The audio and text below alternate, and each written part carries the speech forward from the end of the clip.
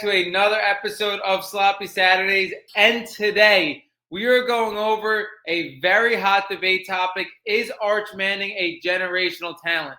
Now, I'm going to go over the differences for me in generational talent as a prospect compared to a generational player. Who have I seen personally in my lifetime that I believe were generational talents as a prospect?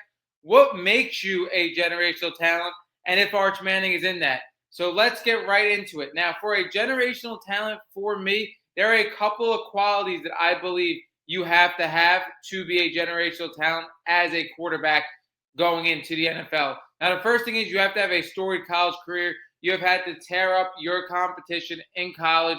You have either probably had to win a Heisman or a national championship, or just be what people think was the best player in college football throughout your 2 to 3 years.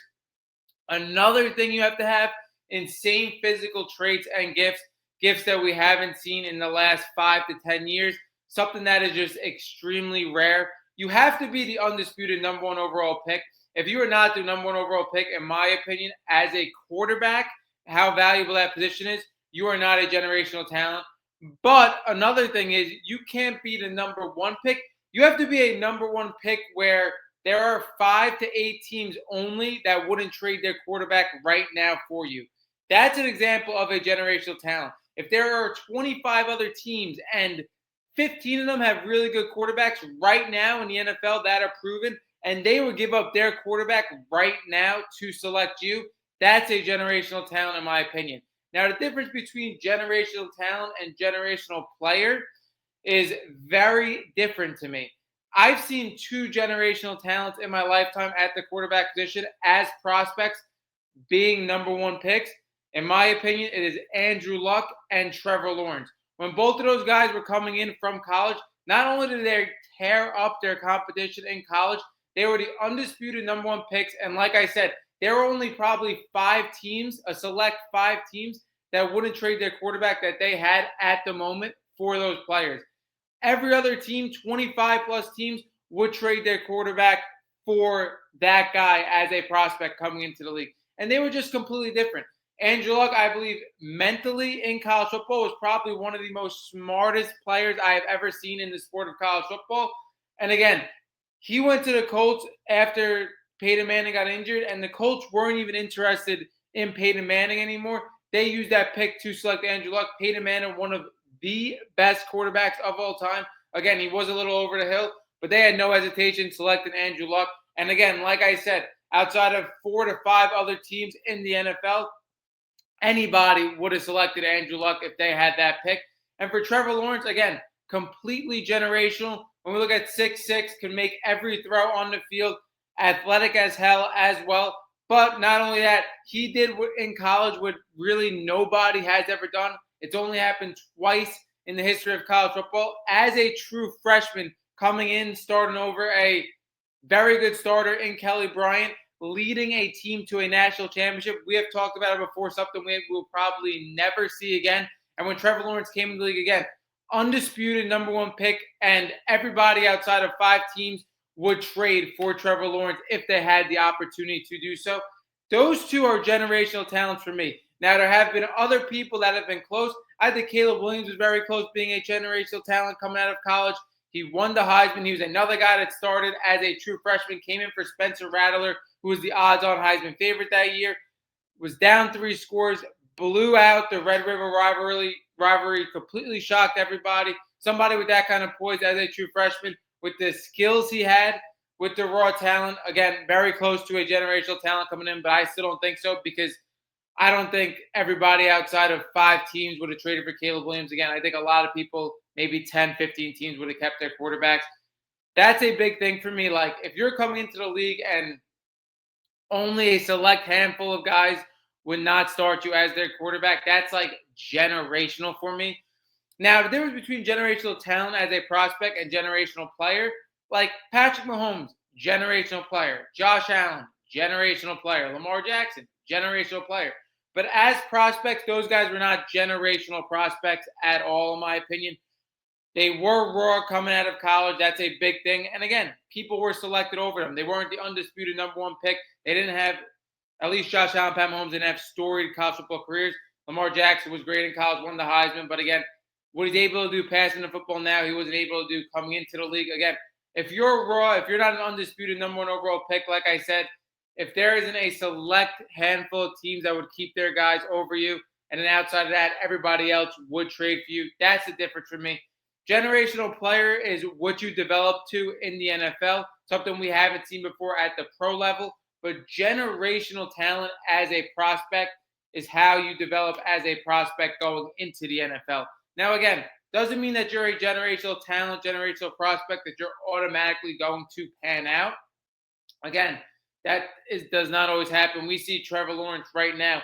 He isn't what everybody thought he was going to be at the moment. I still think he's going to be a really good quarterback. And I still think he has the opportunity to be a great quarterback, but right now hasn't panned out. Andrew Luck, everybody obviously knows his career. But we're going to get into now if Arch Manning is one of those generational talents, generational prospects. Now, coming into the season, I understand why everybody was saying he was this generational talent.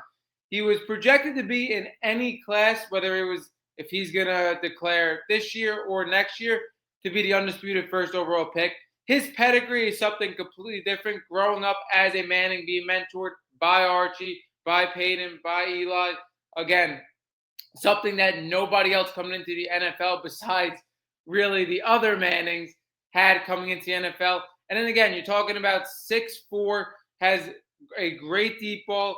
He has great speed at his size. He's more athletic than people think. Again, he did have these physical traits as well. So having this generational type pedigree with the skill set he has, I completely understand why people thought he was going to be generational. But the thing that I want to keep in mind for you guys, generational as a prospect is a very big word.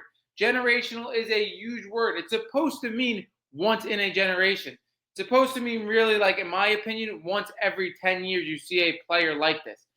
And my issue with Arch Manning, like I said, when we were talking about generational prospects, generational talents, a huge thing is the college football resume. Like, you could have all these traits, you could have this pedigree, but there's a point in time when we have to see you do it. Now, if Arch Manning finishes out the year dominating college football, winning a Heisman or winning a national championship, and he's the undisputed number one overall pick, there could be a way, like I said, where every team outside of like 5 to 8 teams would take Arch Manning if that scenario were to happen. But right now in college football, he looks like he's getting fooled a little bit by defensive coverages. I mean, we've seen it in the Ohio State game. Again, like I said, I don't blame him at all. It's one of the toughest situations you could go into. And again, we see him a little bit panicking under pressure. We saw it in the last game against San Jose State. So do I think Arch Manning is a generational talent? Right now, I would say no, because, again, he has to prove it on the college football level. Like, you were not fooling a Trevor Lawrence. You were not fooling an Andrew Luck. Those two guys that I believe were generational. And we saw them for 2 to 3 years absolutely dominate the sport of college football. Arch Manning, with his pedigree and his pure talent, does he have the opportunity to still be a generational talent? For sure. If we see dominance in college football from him, especially in the second half of the season, and we see Texas possibly either win a national championship or him win a Heisman, 100% he could be a generational talent with his skill set and his pedigree. But he's missing the main component of being a generational talent. You got to dominate the sport as an amateur, and it isn't his fault necessarily. We just haven't seen it yet because we haven't seen him enough. Does he have the opportunity to be a generational talent? Sure. But right now, I would 100% say no. And my scale is a lot higher than others. Like I said, I was born in 2000. I have seen 2 generational talents. But speaking to you guys, I believe that's how it should be for people who are generational. Generational is a huge word. We cannot be throwing that around.